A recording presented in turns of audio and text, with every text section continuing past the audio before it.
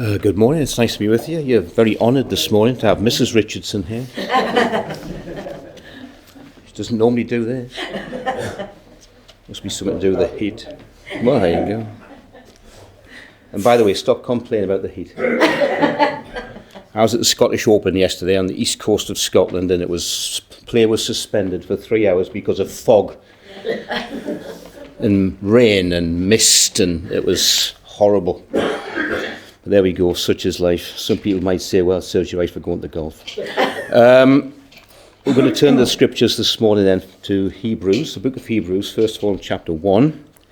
Hebrews and chapter 1. A few verses in Hebrews chapter 1. You've always got to be careful with Hebrews that you don't start off by saying Paul's epistle to the Hebrews, because of course we don't actually know that Paul wrote the Hebrews. I think he did. That's beside the point. But it's the letter to the Hebrews. And chapter 1, verse 1 says this: God, after he spoke long ago to the fathers and the prophets in many portions and in many ways, in these last days has spoken to us in his Son, whom he appointed heir of all things, through whom also he made the world. And he is the radiance of his glory, and the exact representation of his nature, and upholds all things by the word of his power. And when he had made purification of sins, he sat down at the right hand of the Majesty on high, having become as much better than the angels, as he has inherited a more excellent name than they. And then Hebrews chapter 8. Hebrews chapter 8. And again, verse 1. Now, the main point in what has been said is this: we have such a high priest who has taken his seat at the right hand of the throne of the Majesty in the heavens, a minister in the sanctuary and in the true tabernacle which the Lord pitched, and not man. And then chapter 10. Chapter 10 again, 2 verses, chapter 10, or 3 verses, chapter 10, verse 11. Every priest stands daily ministering and offering time after time the same sacrifices which can never take away sins. But he, having offered one sacrifice for sins for all time, sat down at the right hand of God, waiting from that time onward until his enemies be made a footstool for his feet. And finally, Hebrews chapter 12. Hebrews chapter 12 and verse 1. Therefore, since we have so great a cloud of witnesses surrounding us, let us also lay aside every encumbrance and the sin which so easily entangles us, and let us run with endurance the race that is set before us, fixing our eyes on Jesus, the author and perfecter of faith, who for the joy set before him endured the cross, despising the shame, and has sat down at the right hand of the throne of God. For consider him who has endured such hostility by sinners against himself, so that you will not grow weary and lose heart. Now we know God will bless the reading of his precious word to our hearts this morning.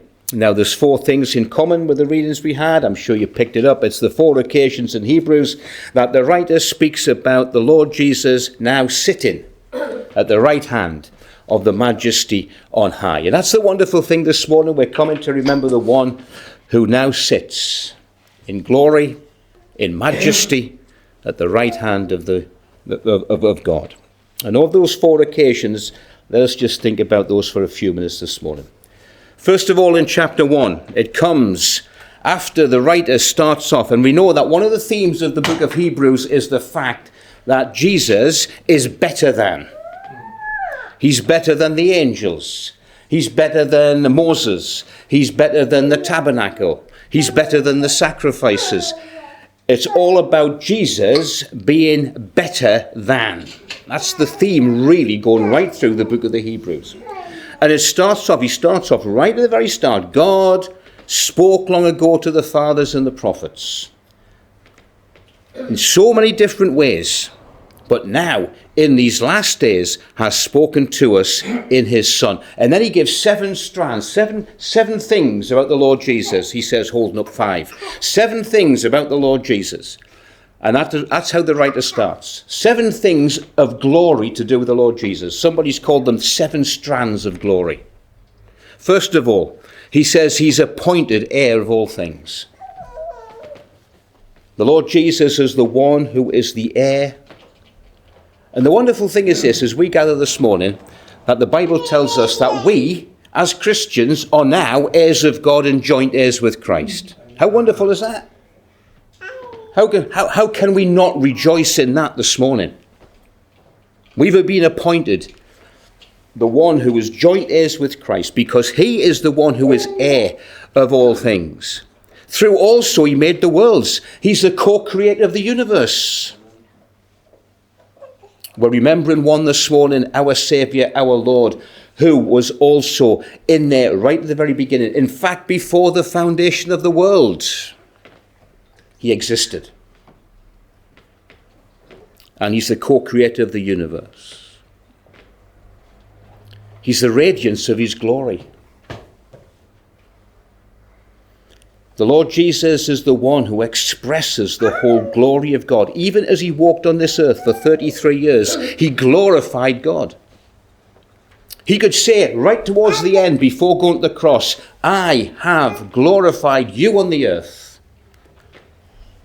He's the glory of God.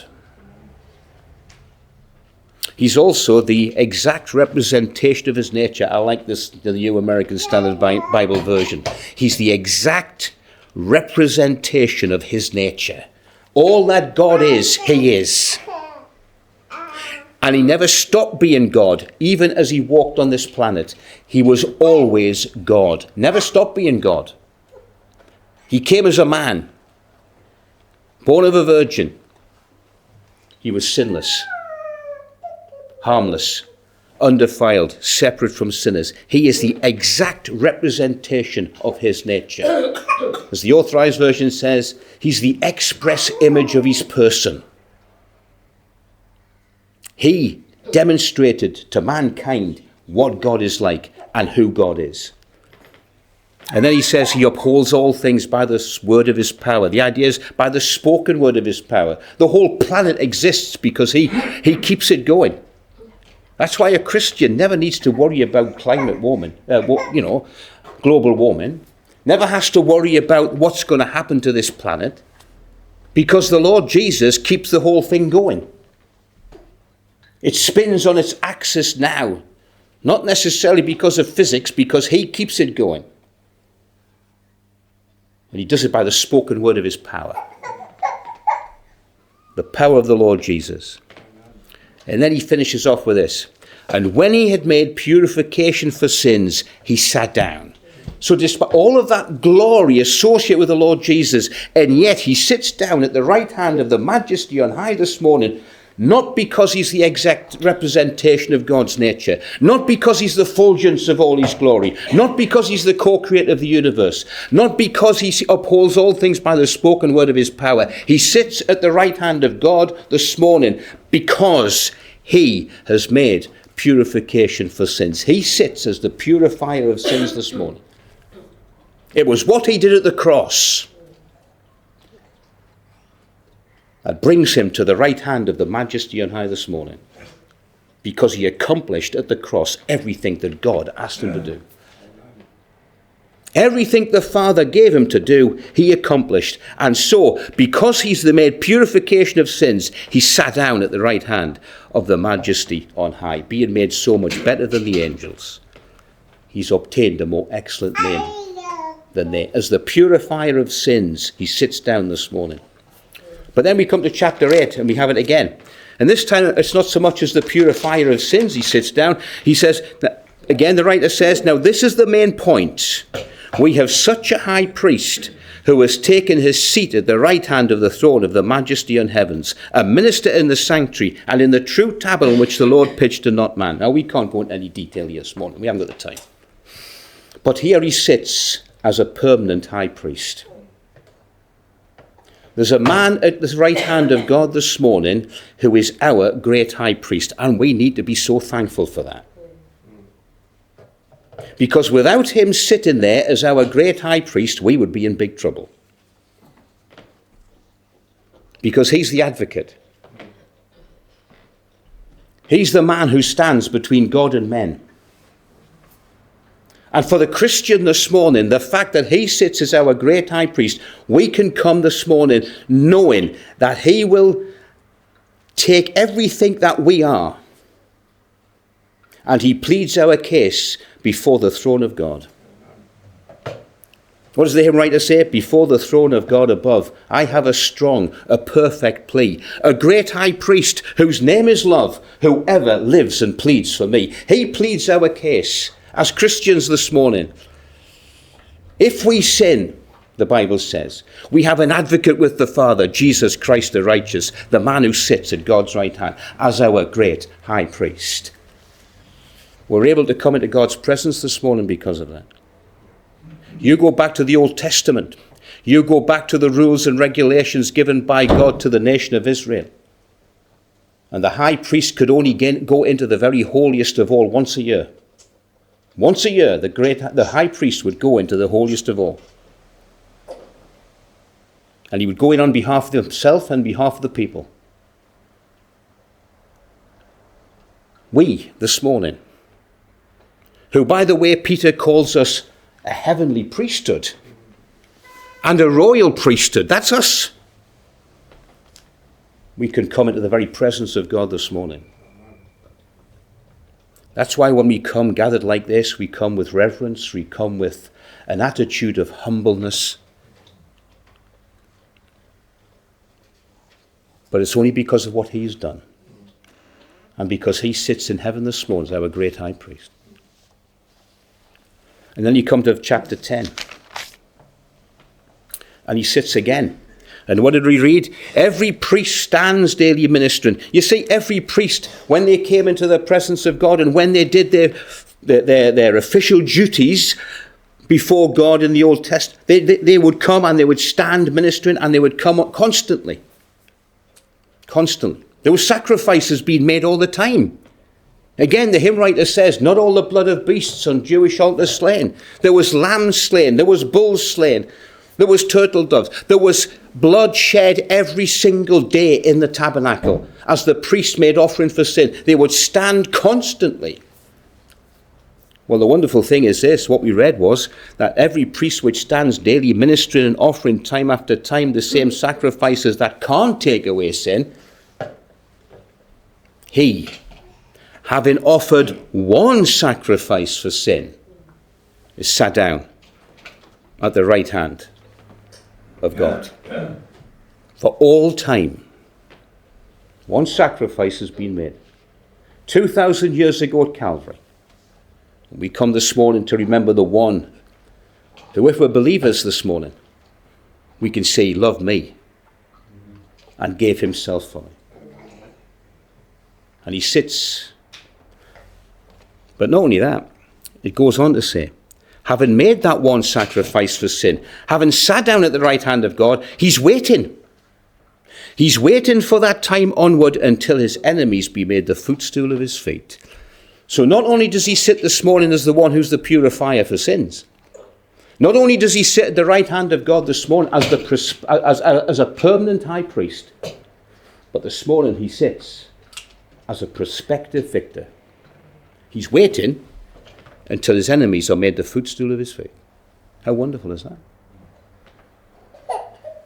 One day, again in the words of the hymn writer, our Lord is now rejected, by the world disowned, by the many still rejected, and by the few enthroned.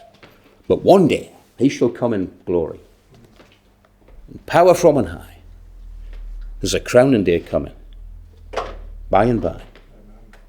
The man who sits at God's right hand this morning, our Lord, our Saviour, our friend, our shepherd, is the one who one day is going to reign on this planet, King of kings and Lord of lords.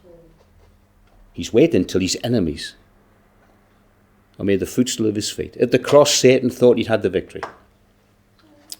As we go through today in life, Satan must still think he's got the victory, because just look around you. But one day, he's going to be crowned with glory, with honor. And he sits waiting as the prospective sovereign The prospective victor. Of course, in passing, he's also waiting for another thing. Because he's not just waiting as the prospective victor, but he's also a prospective bridegroom. Because he's waiting his bride. And he sits waiting this morning. And he sits waiting because one day he knows the bride, his bride, the church, is going to come to be with him. Which is why the apostle, when he speaks about this feast that we're going to keep this morning to remember him, he says we only do this until he comes. Because one day we're gone. He's going to call us home to be with himself. He's an excited, if you pardon the expression, he's an excited bridegroom. And he's waiting to see his bride. That's why, when Paul writes to the Thessalonian Christians and he says the Lord himself shall descend, he's not going to delegate that responsibility to any angel. It's the Lord himself who's going to come. And he's going to call the church to be with himself, the bride of Christ. And then finally in chapter 12 we read this. We fix our eyes on Jesus, the author and finisher or perfecter of faith, who for the joy set before him endured the cross, despising the shame, and he sat down at the right hand of the throne of God. He's the perfecter of faith. That means he carries everything right through to perfect completion. When it comes to faith, he's the origin of faith. He's the sustainer of our faith. And one day, he's going to complete our faith.